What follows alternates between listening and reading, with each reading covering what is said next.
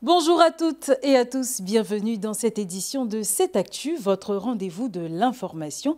Voici les titres. Le coordonnateur du meeting de la Coalition pour l'alternance pacifique en Côte d'Ivoire, dans une vidéo sur les réseaux sociaux, appelle à une manifestation apaisée. L'objectif recherché est une élection apaisée.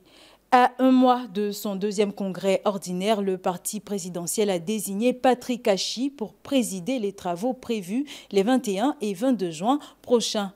Et en football, 700 arbitres ont sifflé près de 1000 matchs. Ils étaient face à la presse ce mardi 20 mai 2025. Tout d'abord, cap sur le terrain politique, la Coalition pour l'alternance pacifique en Côte d'Ivoire organise un grand meeting le samedi 31 mai 2025. Ce rassemblement placé sous la coordination de Charles Blé Goudé, ancien leader des Jeunes Patriotes et actuel président du Congrès panafricain pour la justice et l'égalité des peuples, COJEP, vise à protester contre la liste électorale provisoire publiée récemment.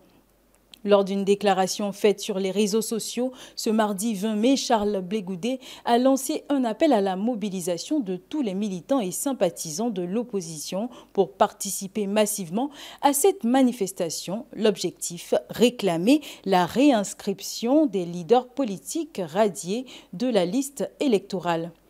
Faisons en sorte qu'en 2025, nous ayons des élections sans heurts et sans perte en vie humaine, a souligné Blé Goudé.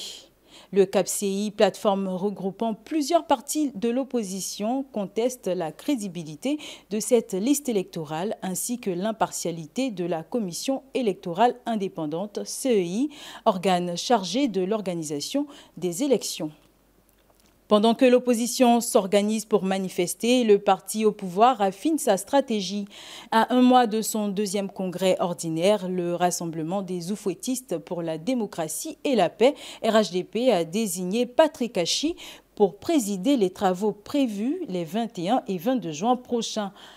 Ancien Premier ministre récemment promu conseiller spécial à la présidence de la République, Patrick Achi incarne l'expérience, le sens du consensus et une capacité reconnue à fédérer les énergies. Ce congrès qui réunira plusieurs milliers de militants, cadres et responsables politiques se veut un véritable espace de dialogue, de réflexion et de prise de décision quant aux orientations futures du parti. Patrick Achi aura pour mission d'assurer le bon déroulement des travaux, de structurer les échanges et de tracer les grandes lignes des défis politiques à venir. La principale question dont la réponse est attendue à ce congrès est de savoir qui portera les couleurs du RHDP à la présidentielle d'octobre 2025. Alassane Ouattara ne s'est toujours pas prononcé sur son éventuelle candidature. Tension dans le secteur du transport urbain, une grève des taxis pourrait paralyser la circulation à Abidjan dans les 48 prochaines heures. La MATCA monte au créneau et appelle à la responsabilité des acteurs. Des sociétaires et délégués ont tenu un point de presse. Le compte-rendu de Pierre Thiebi. Des propriétaires de taxis ont menacé d'arrêter les activités dans les 48 heures si l'ancienne direction de la mutuelle d'assurance des taxis Compteur d'Abidjan n'est pas réinstallée. Ces sociétaires et délégués de la mutuelle se sont exprimés face à la presse ce 20 mai 2025. Cette décision intervient après plusieurs courriers adressés à l'État restés sans réponse. Vraiment, nous en avons marre. Nous en avons ras-le-bol. Nous demandons à ce que notre activité dans laquelle nous mangeons, nous ne sommes pas des mendiants, nous vivons de notre activité. Si rien n'est fait, d'ici 48 heures, nous allons agir et notre premier mot d'ordre sera d'arrêter le travail. Des propriétaires de taxis ont profité de l'occasion pour lancer un appel au gouvernement afin de rétablir l'ordre au sein de la mutuelle. Mais à cause de la MATCA, on va venir terner l'image de la Côte d'Ivoire. Après tous les efforts que le président de la République a fait, nous disons non. Et nous interpellons le président de la République directement. Il faut que c'est impliqué dedans. Il faut qu'une décision soit prise rapidement. Sinon, vraiment, nous serons obligés de couper le moteur. Conséquence collatérale de la crise, des tirs d'armes de guerre ont fait 11 blessés, selon Sila Lanciné, sociétaire de la mutuelle. Dans un tout autre registre, une convention signée entre Corsair et plusieurs institutions de la République fait des vagues. La convention signée ce jeudi 15 mai 2025 entre 5 institutions de la République, dont le Sénat et l'Assemblée nationale et la compagnie aérienne Corsair, alimente la polémique. Mais que dit exactement cette convention? Décryptage de Serge Kofi. Commentaires sur les réseaux sociaux notamment.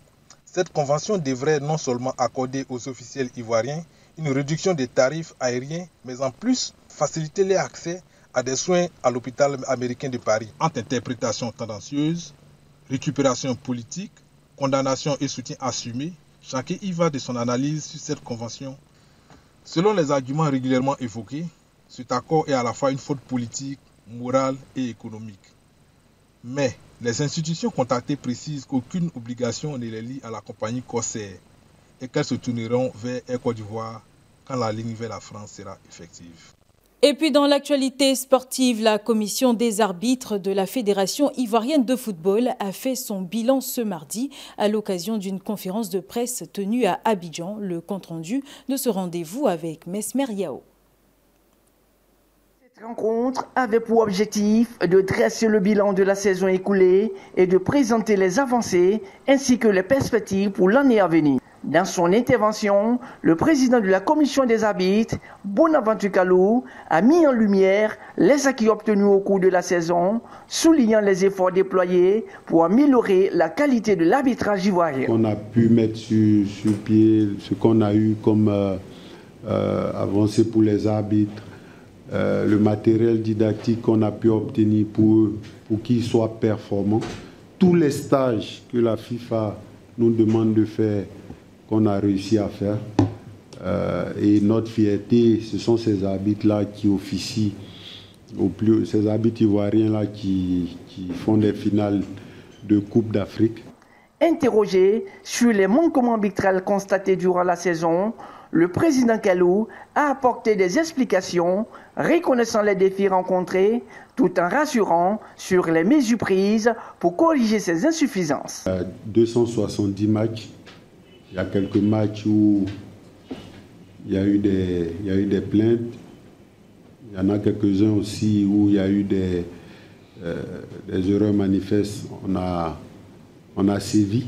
La commission s'engage à poursuivre les réformes entamées afin d'élever le niveau de l'arbitrage en Côte d'Ivoire, condition essentielle pour garantir l'équité et la crédibilité des compétitions nationales. Avant de nous quitter, une pensée pour les candidats au BEPC qui passent ce mercredi leurs épreuves orales, concentration, assurance et surtout bonne chance à toutes et à tous et à très bientôt.